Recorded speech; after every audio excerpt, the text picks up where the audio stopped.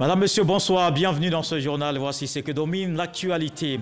Un poste annoncé lundi, puis Kwadwo Konan Bertin désigné le lendemain pour l'occuper. Le nouveau ministre de la Réconciliation s'est rendu chez le président de l'Assemblée nationale, Amadou Soumaoro. Il dit être allé prendre conseil avant le début de sa mission de rassemblement des populations pour renforcer la paix et la cohésion sociale. Henriette l'Ivoirienne est un film documentaire qui retrace le parcours de la grande chancelière Henriette Dagri-Diabaté, une production d'une heure pour rendre hommage à cette haute personnalité de la vie politique ivoirienne. Les députés ivoiriens ont assisté ce matin à la projection de ce documentaire plein de souvenirs réalisé par Idriss Diabaté et Philippe Calderon. Dans ce journal, on ira également prendre un grand bol d'air frais et naturel. Au parc national du Banco, cette forêt au cœur d'Abidjan sera bientôt plus attractive et touristique.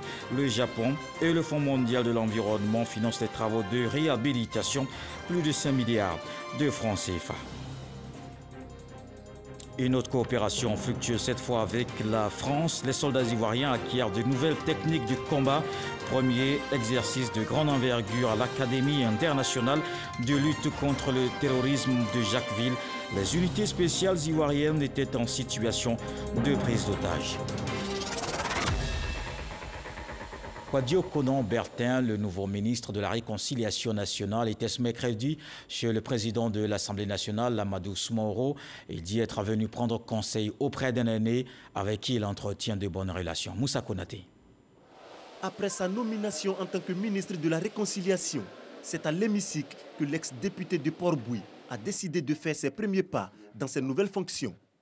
Kwadwo Konan Bertin est reçu par le président de l'Assemblée nationale, Amadou Soumaoro. Quand on me fait un tel honneur et devant l'ampleur de la responsabilité, on a besoin de soutien et de bénédiction. Je suis venu donc saluer le président de l'Assemblée nationale, d'abord pour lui présenter ses responsabilités et demander sa bénédiction et son soutien, bien entendu, et recueillir donc ses conseils. Dans une telle mission, on a besoin d'écouter ceux qui ont un peu plus d'expérience que nous, pour être sûr que nous sommes dans la bonne direction. Pour sa mission future, Kakabe se dit prêt et entend œuvrer pour la réconciliation, selon la vision du chef de l'État Alassane Ouattara. J'ai rencontré le président de la République. J'ai trouvé un président dans une dynamique de paix, de réconciliation. Dans ces conditions, nous devons donc mobiliser toutes nos énergies autour de lui pour l'accompagner dans cette dynamique. Ça veut donc dire que nous devons accepter de quitter résolument la belligérance pour nous installer définitivement dans la paix par le dialogue qui aboutit à la réconciliation. Le département ministériel de Kakabe aura pour mission essentielle le renforcement de la cohésion sociale en Côte d'Ivoire. On reste à l'Assemblée nationale pour voir ce document qui retrace un parcours, celui de la grande chancelière Henriette Dagri-Diabaté, un film hommage d'une heure qui revient sur la vie de cette figure importante de la vie politique ivoirienne. Il a été présenté aux députés ivoiriens. Hamza Diaby. Salle sombre, public attentif, les yeux rivés sur un grand écran où défilent des images, l'hémicycle ivoirien est transformé ce mercredi matin en salle de cinéma. Les députés suivent religieusement un film documentaire sur Henriette Dagri-Diabaté, un modèle de parcours de vie. Ce film passe en revue sa vie, son enfance à Gagnoa, ses rapports avec son père, ses études d'histoire et ses travaux de recherche dans la Côte d'Ivoire profonde, sa vie amoureuse et surtout son combat politique aux côtés du président Alassane Ouattara. Voilà une dame, elle a été à l'école et elle a assumé, elle a continué, elle a fait sa thèse. Elle a intervenu au Collège de France. Donc, ça veut dire que vraiment, quelqu'un, nous, pour tout le monde, pour les Ivoiriens, elle est d'une référence. Représentant sa mère, Jean-Philippe Caboret dit toute la joie qui l'anime. Le vice-président de l'Assemblée nationale, président de cette session extraordinaire, en est tout aussi heureux. Quand vous avez quelqu'un dans votre famille qui porte si haut les valeurs que l'on partage un peu tous, d'abord en Côte d'Ivoire et un peu, on va dire, de façon universelle, donc c'est un sentiment vraiment de fierté. Vraiment, c'est un honneur pour tous les députés d'avoir vu ce film-là ce matin. Encore une fois, beaucoup d'émotions. Née en 1935 à Bingerville, Henriette Dagri-Diabaté a occupé les postes de ministre de la Culture en 1990 et de ministre de la Justice en 2004. À travers ce film, cette femme d'exception est ainsi célébrée. Un hommage retentissant qui lui est rendu pour lui dire combien la Côte d'Ivoire lui est reconnaissante pour sa grandeur, pour son combat et pour toutes ces valeurs qu'elle incarne aujourd'hui. Le président de la République, lors de sa prestation de serment, avait rendu public cette décision. À partir de janvier 2021, c'est le gouvernement qui supporte les frais COJES. Après cette annonce du chef de l'État, les populations se prononcent. Président de ces organisations, les élèves, les parents, ainsi que le maire de Tiassalé, vous allez les entendre tous. Ils saluent la mesure et expriment leurs attentes dans ce reportage de Walter Amadou Ouattara. Dans leur fonctionnement, les COJES ont du mal à obtenir l'adhésion de tous les parents. Souvent, les parents n'ont pas souvent les moyens pour pouvoir payer la COJES. Ça crée souvent les histoires. Souvent, on met les enfants au dehors. Vraiment, ce n'est pas joli à voir. Chez nous, le droit de COJES est à 3 000. Mais souvent, on confond le droit de COJES et le frais annexes. Parce que chez nous, ici, ça fait 8 000 francs. 3 000 francs COJES, frais annexes 5 000. Les 5 000, c'est les t-shirts. Les t-shirts que les parents eux-mêmes viennent payer pour récupérer pour les enfants. On a 1200 élèves, soit à la fin de l'année, on a seulement peut-être 300 enfants qui payent. Alors que quand on fait 300 enfants multipliés par 3 000, on se retrouve à 900 000 francs CFA. On n'arrive même pas même la moitié du budget. Le salaire du gardien qui est 30 000 francs par mois, multiplié par l'année 12 mois, ça fait 360. Vous voyez qu'on a des difficultés. Face à ces difficultés, mieux pour soulager parents et responsables de COJES, surtout pour contribuer au calme et à la quiétude à l'école, le président de la République, Alassane Ouattara, vient d'annoncer la prise en charge des frais COJES par le gouvernement dès janvier 2021. Une décision saluée. La décision du président de la République, Alassane Ouattara, est une bonne décision parce que ça va permettre aux citoyens d'économiser l'argent, d'entretenir les salles de classe. C'est pour aider les parents, les élèves et ceux qui n'ont pas les moyens. Je pense que la décision du président est bonne. Parce que souvent les parents n'ont pas les moyens pour scolariser les enfants. Moi je crois que c'est une très bonne initiative que le président a prise concernant la suppression des COJES en janvier. D'autant plus que ça va permettre aux parents d'élèves de souffler un temps soit peu. Donc ça va vraiment booster un peu l'éducation en Côte d'Ivoire. Assalé Tiemoko, maire de la commune de Tiassalé, qui avait déjà engagé sa municipalité à assumer les frais COJES, propose des solutions pour l'application effective de la décision du président de la République. Il va falloir que de grands débats soient faits, que le chef de l'État lui-même soit extrêmement informé sur le dossier pour ne pas que, entre ce qu'il a dit et l'application sur le terrain, il y ait une grande marge de manœuvre pour des individus qui ont des intérêts à préserver et qui vont tout faire pour s'aborder la décision sur le terrain.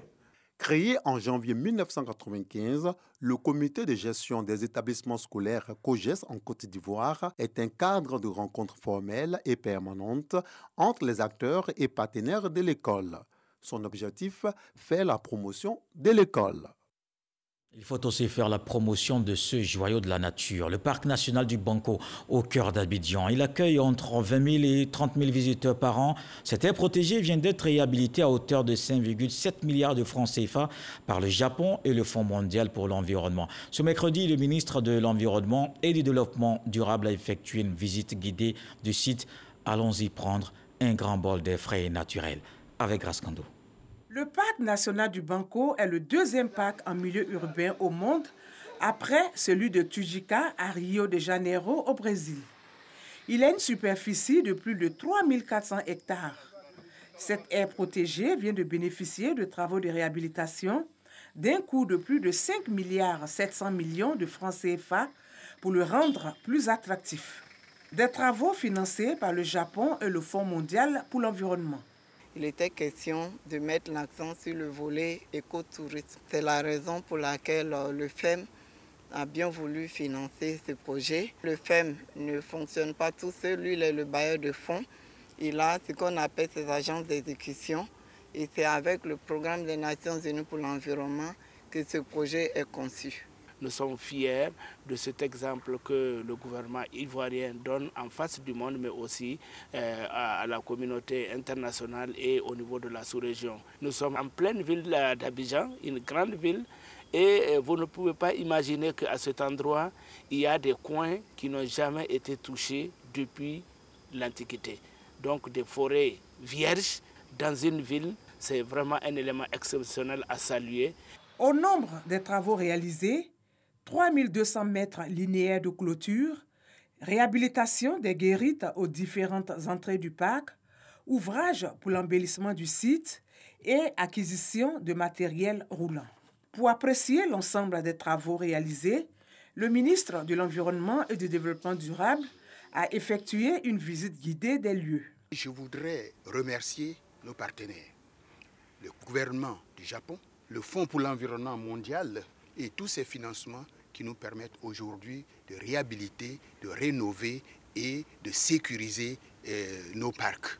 Je voudrais dire aux Ivoiriens que nos parcs sont des lieux d'attraction, sont des lieux touristiques, parce que le faisant, nous faisons la promotion de l'écotourisme. Donc les Ivoiriens doivent visiter ces parcs-là pour s'assurer que nous avons des joyaux, nous avons des trésors touristiques que nous devons exploiter, nous devons profiter de tout cela. Le parc national du Banco, principal réservoir hydraulique de la ville d'Abidjan, 110 000 tonnes de particules de poussière captées par an, 70 000 tonnes d'oxygène rejetées annuellement. Il alimente 29 forages à partir de sa nappe phréatique, soit 40% du volume d'eau distribué. Et l'eau, c'est important pour l'agriculture. La Côte d'Ivoire et la FAO, ensemble pour le développement de la chaîne de valeur du riz. Le ministre de la promotion de la riziculture, Gauss Touré, et le représentant résident de l'Organisation des Nations Unies pour l'alimentation et l'agriculture ont signé ce mercredi à Abidjan un accord. Cette convention permettra à la République de Corée de mettre en œuvre au profit de la Côte d'Ivoire un projet d'assistance à la production du riz. 36 mois de renforcement des capacités et de partage d'expériences dont nous parle Jean-Luc Gbangbo. Un autre partenariat et un nouveau projet pour la promotion de la riziculture en Côte d'Ivoire.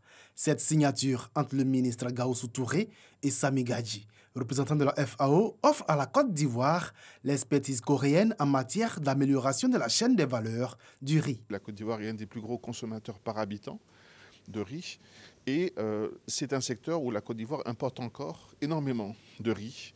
C'est une perte financière et c'est une opportunité de croissance au niveau économique au sein de la Côte d'Ivoire qui est manquée. Donc cet accord de partenariat répond à une demande du ministre en ce qui concerne l'appui technique, le transfert de technologie.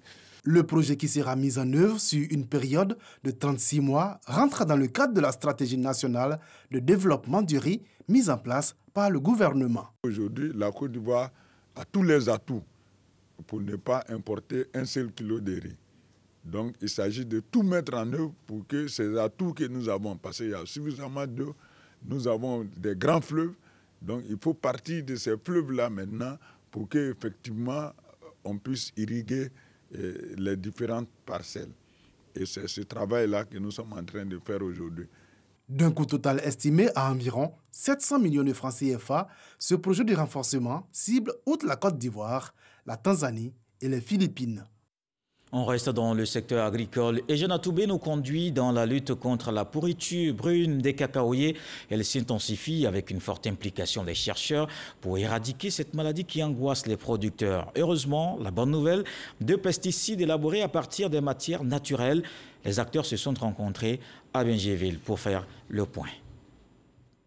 Les chercheurs du CEA-CCBAD, Centre d'excellence africain pour le changement climatique, les producteurs de cacao issus de 30 coopératives et les experts du projet PSI s'accordent sur l'efficacité des produits phytosanitaires NECO et Astoun, 2 biopesticides à action préventive et curative élaborés pour lutter contre la pourriture brune des cacaoyers.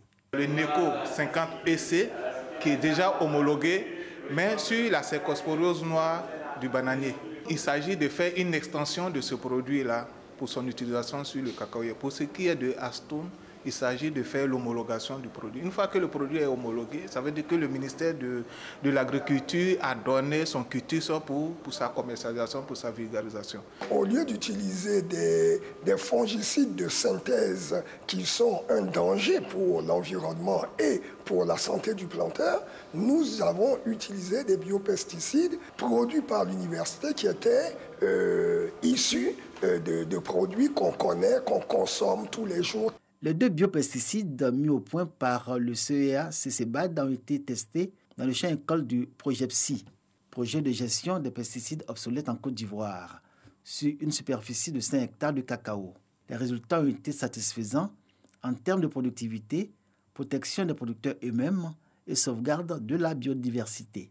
À titre d'exemple, la production de cacao sur cette parcelle a été de 2 tonnes grâce à l'utilisation des biopesticides, contre 750 kg avec les pesticides chimiques.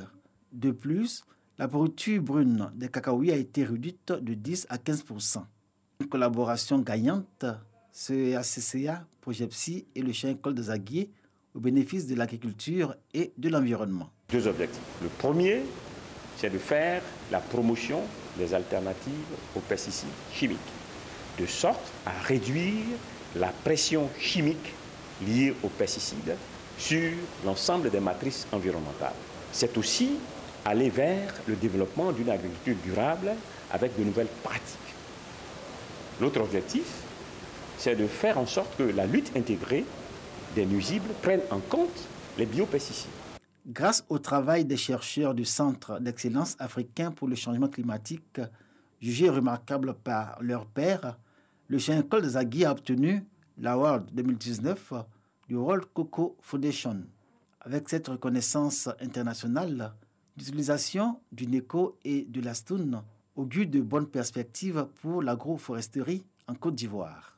Le développement de l'agriculture qui passe aussi par un environnement de quiétude, premier exercice de grande envergure à la future Académie internationale de lutte contre le terrorisme de Jacquesville, une séance qui a mis en exergue la coordination opérationnelle des unités spéciales ivoiriennes dans une situation de prise d'otages. Durant une dizaine de jours, les hommes ont acquis de nouvelles techniques, comme on peut le voir dans ce reportage de Yabou Sanogo. Le calme qui régnait sur le littoral vient d'être rompu.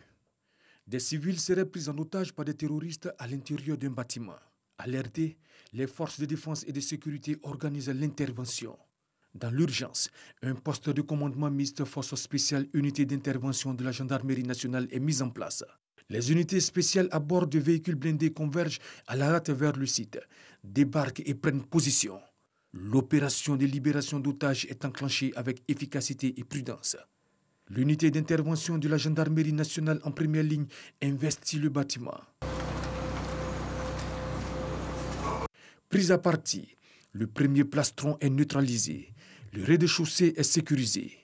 Au même moment, les forces spéciales héliportées une fois au sol se rendent au poste de commandement point briefing. Après plus d'1 heure d'assaut, les unités spéciales et de sécurité ont repris le contrôle du bâtiment.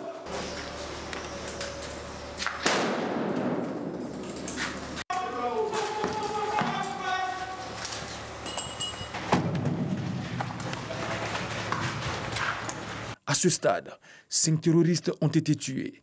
12 otages ont été libérés et exfiltrés par la suite hors de la zone d'opération. L'équipe médicale du groupement des sapeurs-pompiers militaires procède à l'évacuation et à la prise en charge des blessés. Cet exercice de grande envergure, le premier sur le site de la future Académie internationale de lutte contre le terrorisme, vient mettre en exergue la coordination opérationnelle des 2 unités des forces spéciales ivoiriennes et de l'unité d'intervention de la gendarmerie nationale.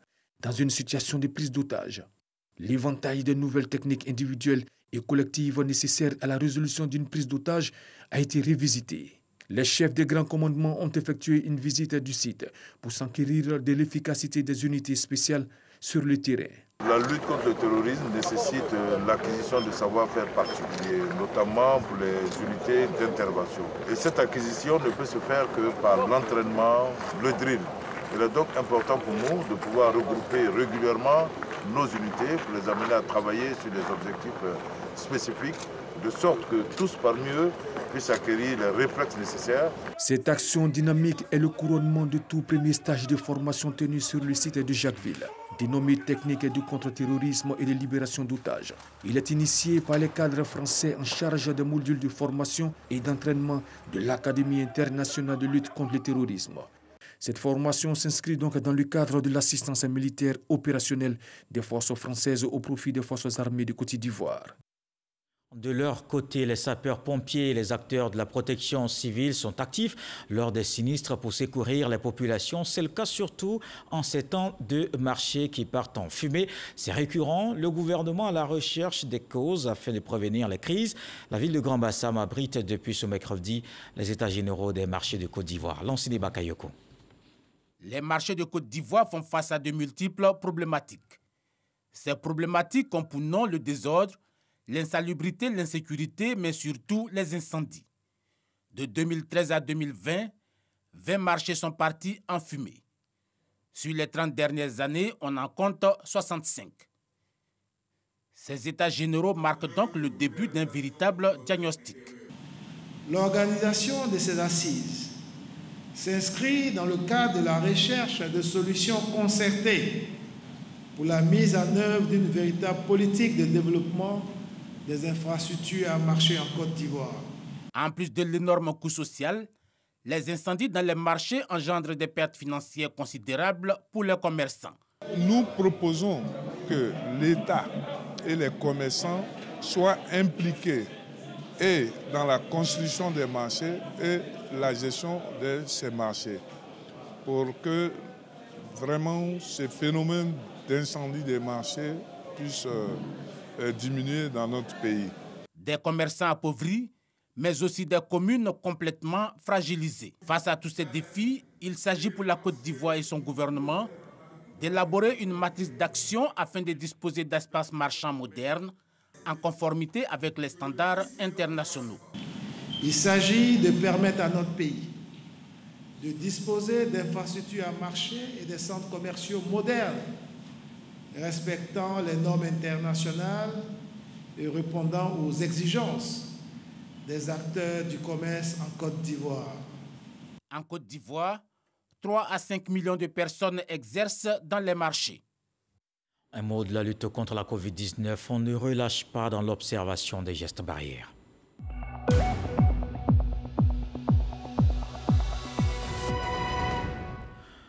Le ministère de la Santé a enregistré ce mercredi 24 nouveaux cas de Covid-19 sur 1391 échantillons prélevés, soit 1,7% de cas positifs, 29 guéris et pas de décès à la date du 16 décembre. La Côte d'Ivoire compte donc 21 741 cas confirmés, dont 21 364 personnes guéries, 133 décès et 244 cas actifs. Le nombre total d'échantillons est de 237 469.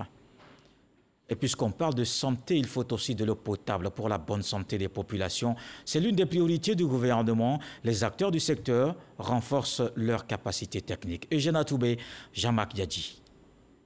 Venus des 31 régions et du district autonome d'Abidjan, les acteurs du secteur de l'hydraulique renforcent leurs capacités managériales et techniques au centre des métiers de l'eau de Yopougon. Le ministère de l'Hydraulique entend assurer la couverture du territoire à 95% en eau potable avec la réalisation de plus de 4000 forages d'ici 2025. Des défis qui nécessitent des ressources humaines compétentes. La formation est l'essence de tout succès. Ce séminaire qui devrait contribuer à poser les bases futures de nos succès. En effet, la conception et la réalisation de ce séminaire est la manifestation, Monsieur le ministre, de la synergie que vous avez su instaurer entre les différents acteurs du secteur de l'hydraulique.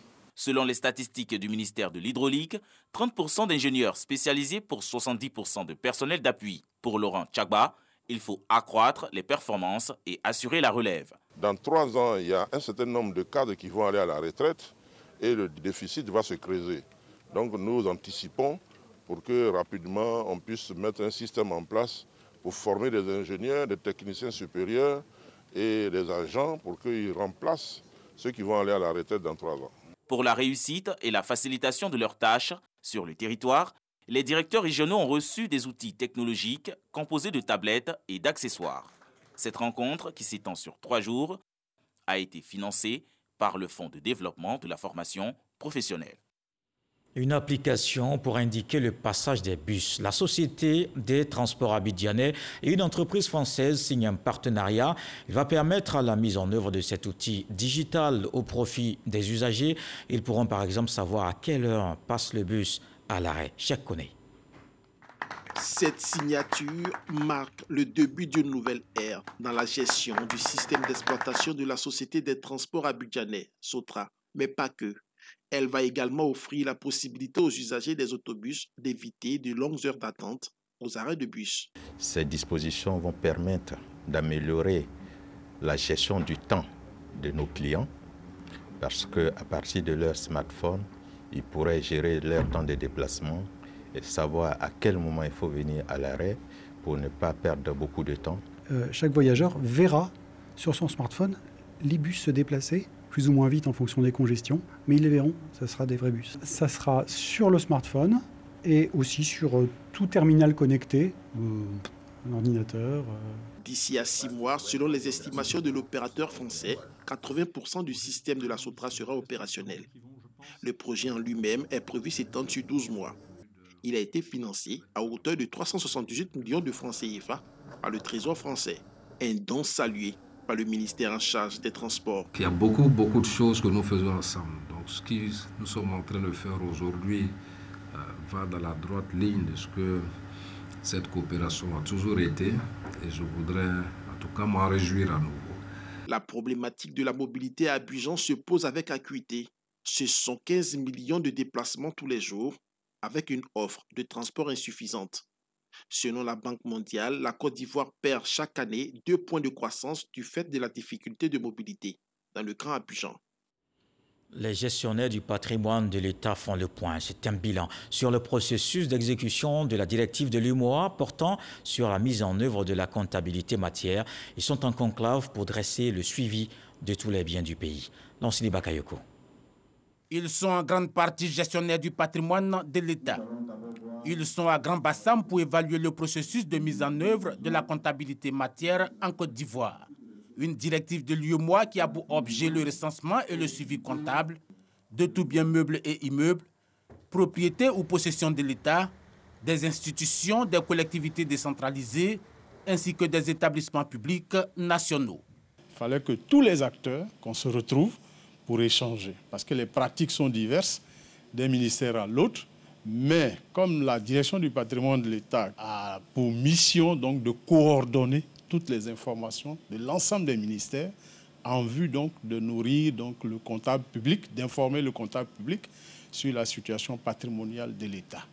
L'inventaire du patrimoine de l'État permettra à tout moment de disposer des informations sur les biens existants et leur mouvement sur le double aspect de la quantité et de la valeur, ce qui favorisera un meilleur contrôle de leur utilisation. On peut avoir des biens qui ne sont pas forcément connus ou recensés ou valorisés, parce qu'il y a un des points importants aujourd'hui qui est donc vraiment la valorisation à l'instant T des biens de l'État. Toutes ces réformes ont vocation d'améliorer la gouvernance publique et d'améliorer la gestion des avoirs physiques de l'État.